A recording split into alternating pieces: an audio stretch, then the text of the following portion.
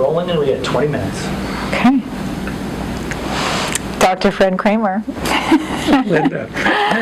Tell me, what is the background of your childhood spiritual life? What do you remember about that? Well, the first 14 years of my life were spent in a small town in Minnesota where my father was teacher and principal of a relatively large Lutheran school. And we lived in church property in a church house, and the backyard abutted the playground of the school. And next to the school was the parsonage where the pastor lived with his 7 children, and next to the parsonage was the church. And our whole life centered around that church and school.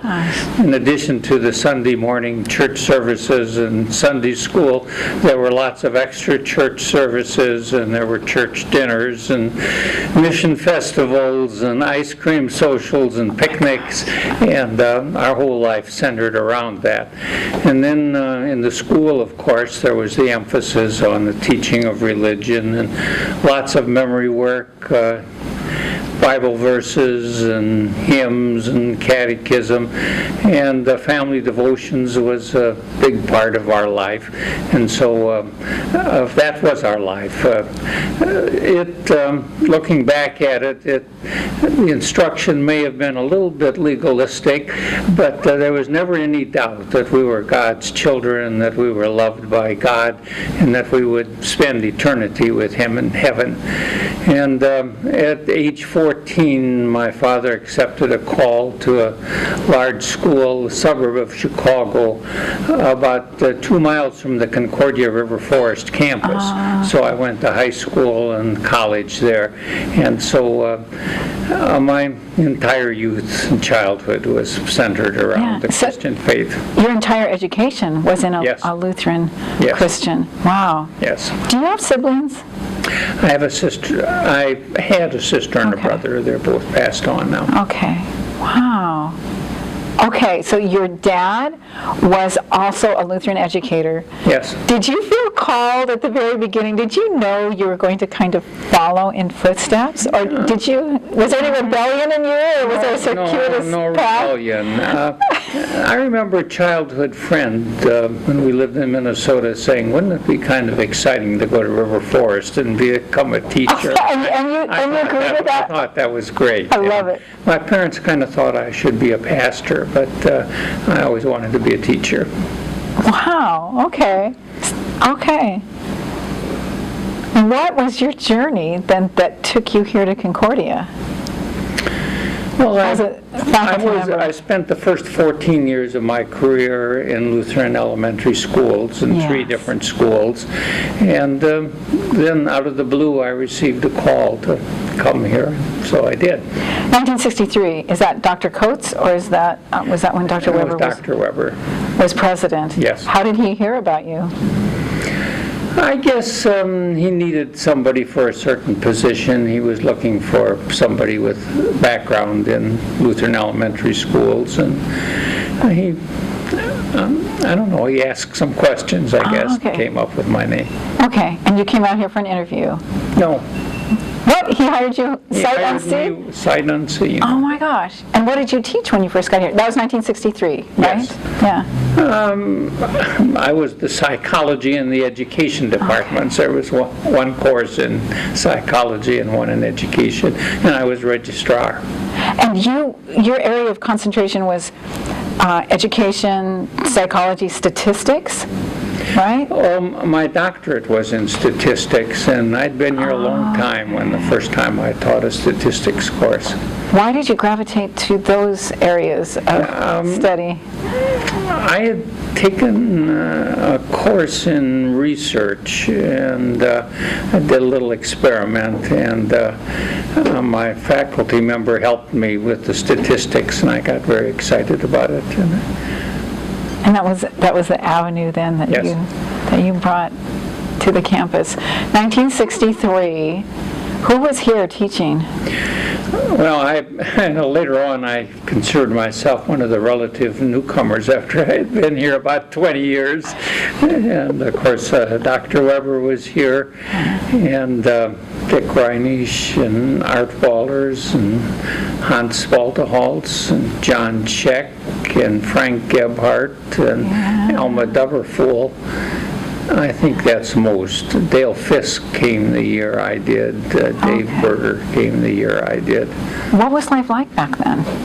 What was like? Yeah, either teaching life or the life of the community, neighborhood, either one.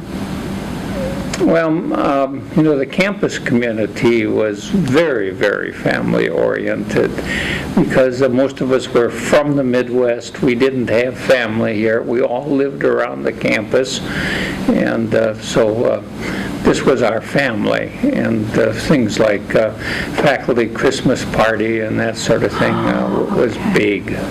Okay. And what did that mean to you to be working at a Lutheran college? It was a junior college at that time. It was a junior college. And it was still all men? No. When did women come on board? I'm going to have to guess. I think right about your time. No.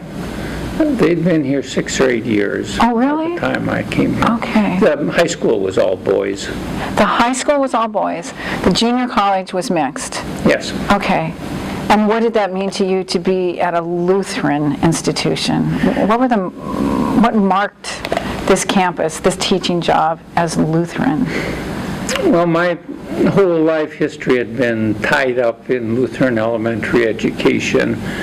My father, my uncles, and my mother was a Lutheran teacher. My wife was a Lutheran teacher. And I saw here an opportunity to help prepare people to become teachers in Lutheran schools. Did you carry that into the classroom? Did you have a sense of a sacramental life or a particularly Christian perspective when you taught? Oh, yes.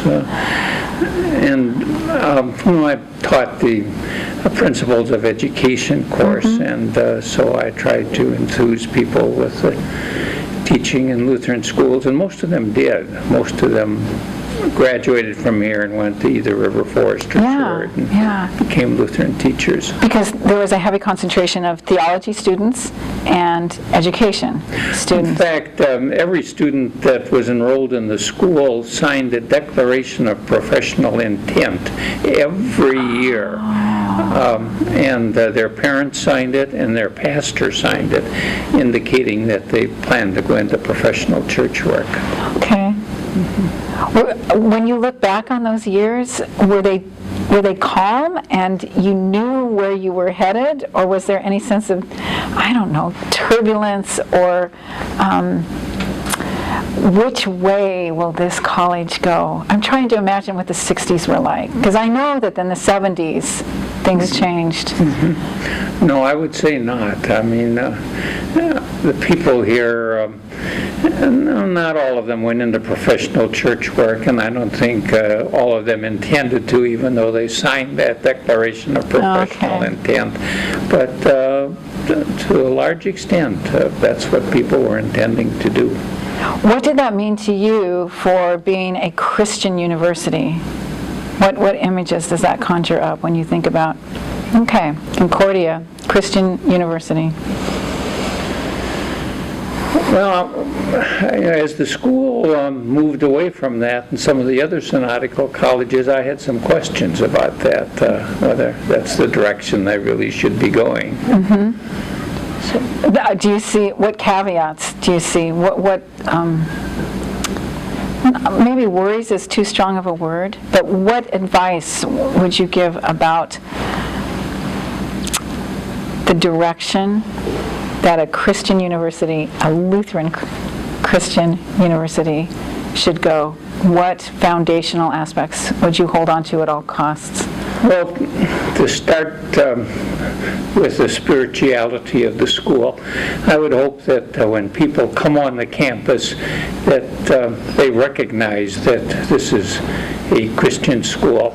It doesn't have to be worn on the sleeve, and not every math class has to talk about Christian sorts of things, but I would hope that it isn't something that people have to hunt for when they come on campus, but that it's rather obvious. campus, and that the burning issues of the day get explored on the campus from a biblical Christian point of view. So I would think that would be important. I think an inclusiveness so that everyone feels welcome on the campus, regardless of ethnic or national background, but that everyone is included and becomes part of the campus. I would think that that would be very important. I would think that the service aspect is so important on this campus right now. It's something that be very important. And I would hope that the institution would serve the students. You know, sometimes now that I'm farther away from the campus, I wonder whether these things are still happening. I go down through the halls and look at names of faculty members, and I don't recognize very many of them. And then about a year or two ago, I was talking with a student, and this student had spent her first 2 years at one of the smaller Oregon State universities.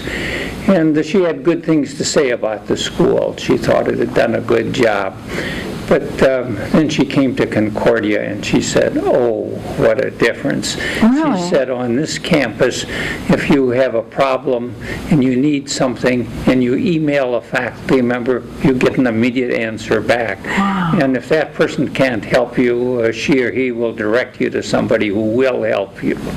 And so I was so thrilled to hear that. And I hope that would always remain part of a Christian campus. Yeah, that is a great testimony. Thank you. Okay, spiritual life of the campus. What stories? What do you remember? Do you have any stories that come to mind about the spiritual life when you were teaching here on campus? Well, I certainly remember the chapel services. Okay. And chapel was not required, but yet it was. And if you were not there, you'd probably get called in and spoken. I mean, if you missed chapel regularly. Because there were how many on campus? When I came, they couldn't believe it. The enrollment was going to be 228. 228. Yes. Okay. And then I remember that the evening chapel was very popular. It was run by the students. Yeah. And people really wanted to come to chapel and were there. And it was... And the high school students were in the dorm at Centennial Hall, yes. Right? And then the college students were divided between Elizabeth and we call it South Hall. It's now Weber Hall. Yes. Yeah. And was chapel in the morning? Was it together? Was it? There was, at first, yes, chapel, high school, and college was together. And then the school grew, especially the high school, and there wasn't room for everyone, so then they separated high school and college. Yeah. Yeah. Okay. I take the time out. Sure. Need to wipe my nose here. You pause the cameras, or? Oh, we can just keep going. Okay, where are we at? We're at 6 minutes remaining. So. 6 minutes?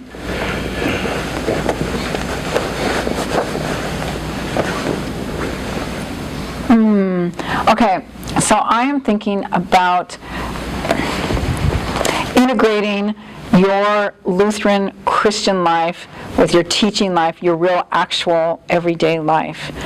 And I guess I'm setting you up for a question that comes after that for your second career after you retired.